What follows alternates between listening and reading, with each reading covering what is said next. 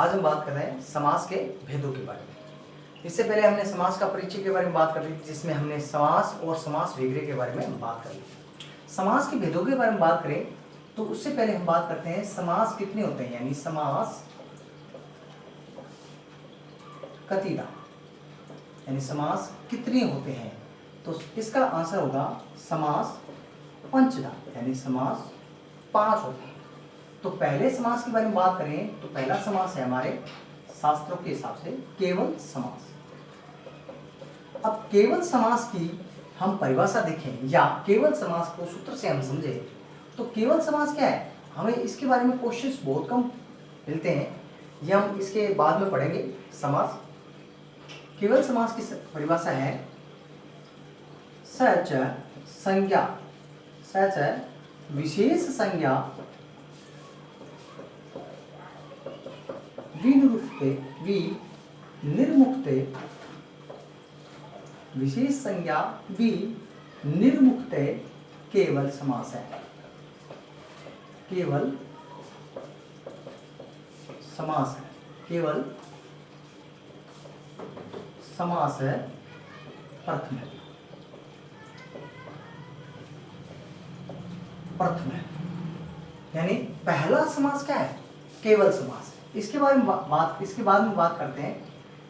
इसके बाद में समास की बात करें तो अव्ययी भाव समास, अव्ययी भावी, अव्ययी भाव समास। तो इस समास के बारे में बात करें तो अव्ययी भाव समास जिसमें पहला पद अव्ययी या उपसर्ग होता है, या ये कह सकते हैं जो पहला पद प्रधान होता है, यानी प्रायण,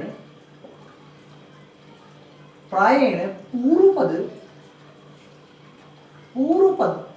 पद या पदार्थ, पद को हम पदार्थ भी कहते हैं, पूर्व पदार्थ प्रधानों अव्ययी भाव द्वितीय।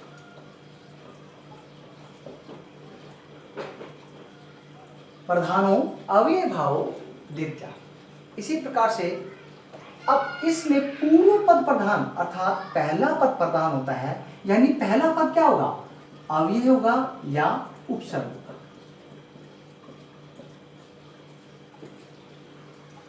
इसके बाद बात करें तीसरा जो समास होता है उसे तत्पुरुष समास कहते हैं। तत्पुरुष यानी उसका पुरुष। तत्पुरुष समास की हम परिभाषा देखें, प्रायण, प्रायणोत्तर, प्रायणोत्तर अर्थात प्रायण उत्तर पदार्थ,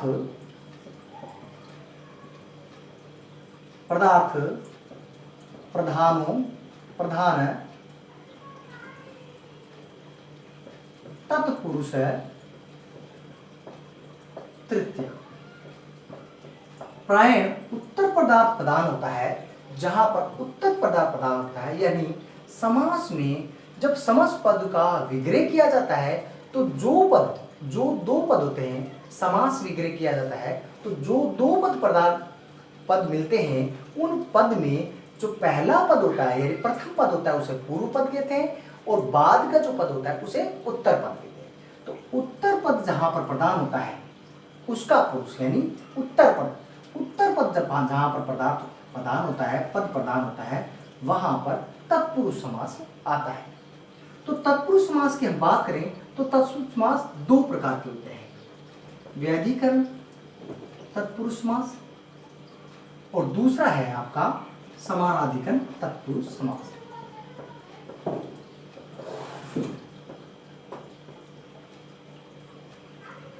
व्याधिकरण तत्पुरुष समास की हम बात करें तो व्याधिकरण तत्पुरुष समास जो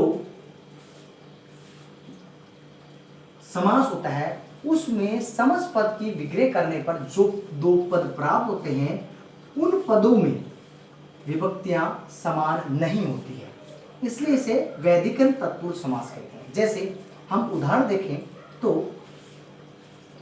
राज्ञ पुरुष है, यानी राज पुरुष, राजपुरुष का हम अगर समास विग्रह करते हैं तो राज्य पुरुष, यहाँ पर कौन सी विभक्ति है? षष्ठी विभक्ति है, और यहाँ कौन सी है? प्रथम विभक्ति है। ये हमें ध्यान रखना होता है। इसके बाद हम बात करते हैं वैधिकरण में। अगर और उदाहरण लें तो चोराल भयम, तो इसका समास पद बनेगा चोर भयम। एक पद में विभक्ति है चतुर्थ, एक पद में विभक्ति है पंचमी विभक्ति, भय के योग में भय विभक्ति भी के योग में पंचमी विभक्ति, तो और दूसरे पद में कौन सी है? प्रथमा विभक्ति। तो यहाँ क्या है? चोर भयम। इस पद का जो समास विग्रह हुआ है उसे चोरात भयम। इसी प्रकार से हम अगर समानाधिकरण समास की बात करें, समानाधिकरण तत्पुरुष समास की बात करें, ये तो क्या है? जो तत्पुरुष समास है वो वैधिकरण तत्पुरुष समास ही है। इसमें 9 प्रकार होते हैं, यानी द्वितीय विभक्ति से लेकर सप्तमी विभक्ति तक, और इसके अलावा प्रातिपदिक तत्पुरुष समास और लुप्त तत्पुरुष समास और नन तत्पुरुष समास। इसके बाद में हम बात करें समानाधिकरण जो तत्पुरुष समास है, उस समानाधिकरण तत्पुरुष समास में क्या होता है? जो विग्रह पद होते हैं उनमें विभक्तियां समान रहती है। विभक्ति क्या होती है? समान रहती है। और इसी समानाधिकरण तत्पुरुष समास का ही एक भेद है कर्मधारय, और कर्मधारय समास का ही एक भेद है द्विगु समास।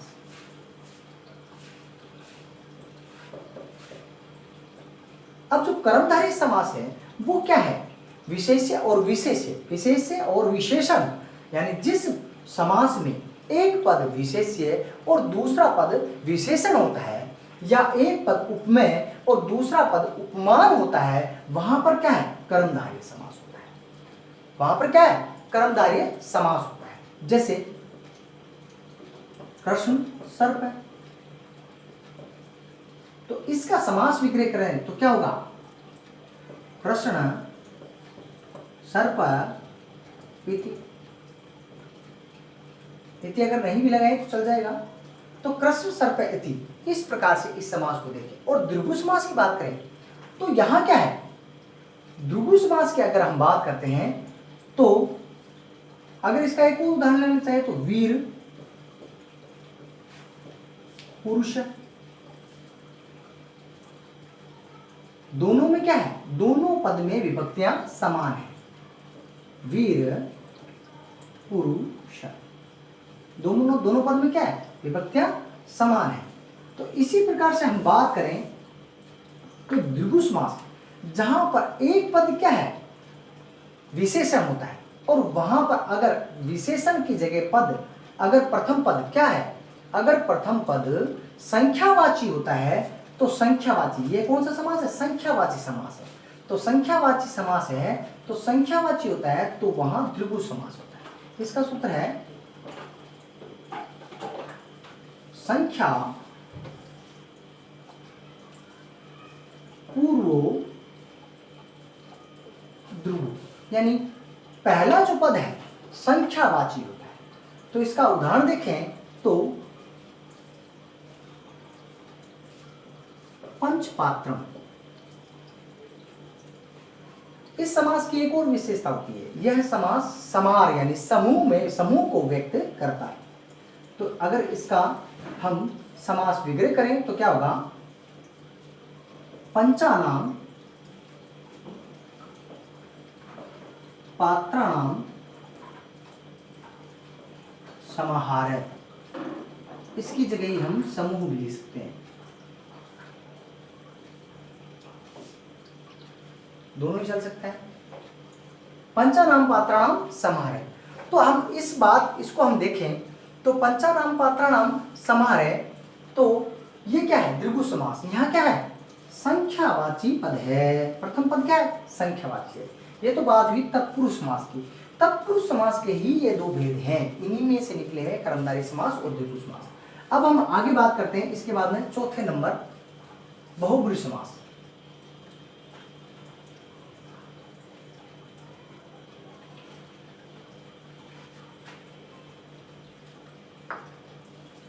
तो चौथे नंबर जो समास है वह है बहुव्रीहि समास। अब इस समास में क्या होता है? जहां अन्य पद प्रदान होता है, यानी दोनों पदों को छोड़कर कोई अन्य पद प्रदान होता है, वहां बहुब्रीहि समास होता है। प्रायण अन्य पदार्थ प्रधानों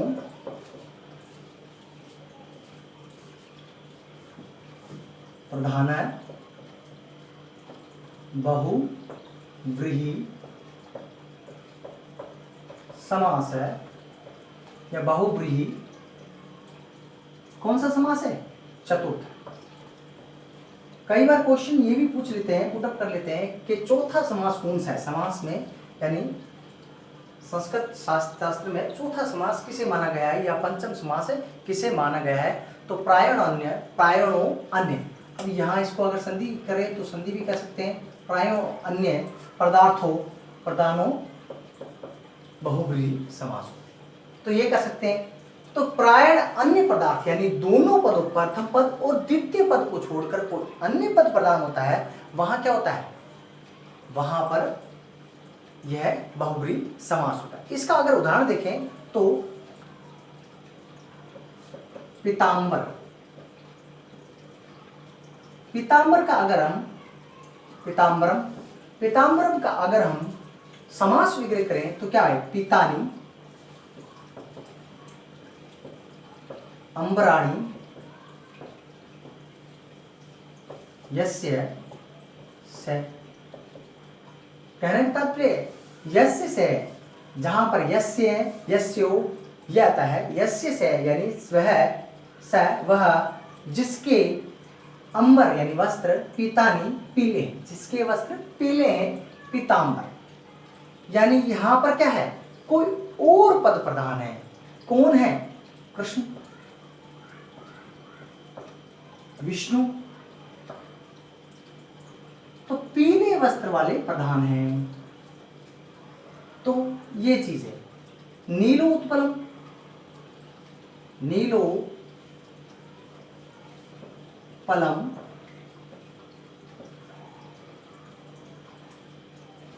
नीलम उत्पलम यस्य स।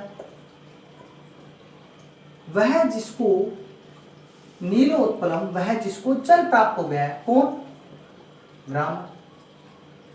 तो यहां क्या है? कोई और अन्य पद प्रधान है, यह हमें ध्यान रखना है। अब हम पांचवें समास की बात करें तो पांचवा समास है हमारा द्वंद्व समास। देखो, द्वंद्व समास यानी द्वंद्व, युद्ध।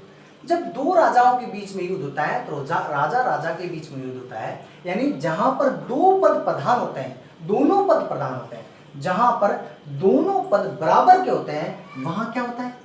द्वंद्व समास। तो यहां क्या सूत्र होगा? प्रायणो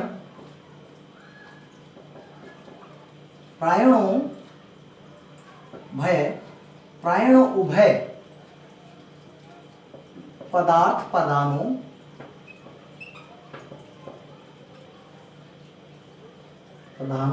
द्वंद्व पंचम।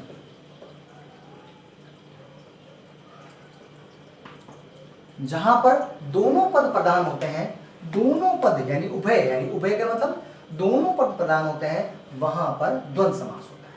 अब द्वंद्व समास की बात करें तो जहां पर दोनों पद है, जो दो पद होते हैं समास विग्रह करने पर, जैसे उदाहरण देख के बात करते हैं तो राम लक्ष्मणो, राम लक्ष्मणौ, यह क्या है? द्वितीय विभक्ति है। तो राम च लक्ष्मण च, इसका सूत्र है सार्थो द्वंद्व। जहां च का अर्थ आता है, वहां क्या होता है? द्वंद्व समास आता है। जहां च का अर्थ आता है, द्वंद्व समास। इसको हम ऐसे भी लिख सकते हैं, रामश्च, ये कौन सी संधि है? सचुत संधि है। हमने संधि वाले टॉपिक में बात की थी, यानी अगर विसर्ग के बाद में च आता है उसका समावेश श में हो जाता है। रामश्च लक्ष्मणश्च। इसके बारे में हम बाद में विस्तार से बात करेंगे इन सारे समास के बारे में। अब बात करते हैं एक समास को हम यहीं समझ लेते हैं, वो है अगला समास। अब हम बात करते हैं समास के बारे में, बात करते हैं केवल समास के बारे में। देखो केवल समास छोटा समास है और इसके क्वेश्चन केवल आपके रिट में या फर्स्ट ग्रेड में आते हैं, 8 से 12 तक नहीं आते हैं, क्योंकि इस समास में से क्वेश्चन बहुत कम आते हैं। इस समास से आने वाले क्वेश्चन कुछ ही हैं पहला नंबर, इसलिए इसको हम यही समझ लेते हैं। देखो ये समास क्या है, केवल समास को हम सुप्सुपा समास भी कहते हैं।